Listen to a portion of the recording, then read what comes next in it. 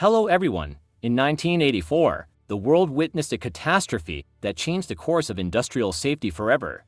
Today we're going to discuss what really happened that day.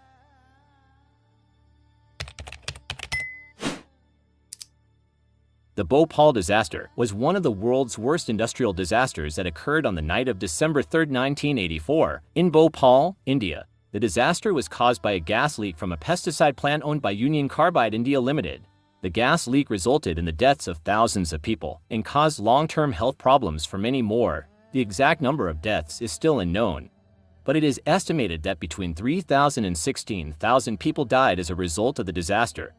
The gas leak occurred due to a combination of factors, including poor maintenance, inadequate safety measures, and human error. The plant safety systems were not functioning correctly, and the workers were not adequately trained to handle emergencies. The gas that leaked was methyl isocyanate, which is highly toxic and can cause severe respiratory problems. The disaster had a significant impact on the local community, with many people suffering from respiratory problems, blindness, and other health issues. The disaster also had a significant impact on the environment, with the soil and water in the surrounding area being contaminated by the toxic gas.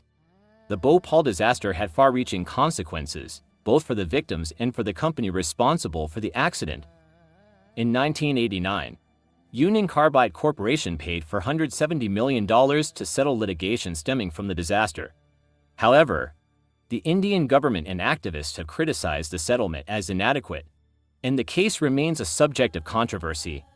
In 2010, 7 Indian nationals who were UCIL employees, including the former UCIL chairman Keshab Mahindra, were convicted in Bhopal of causing death by negligence and sentenced to 2 years imprisonment and a fine of about $2,000 each, the maximum punishment allowed by Indian law.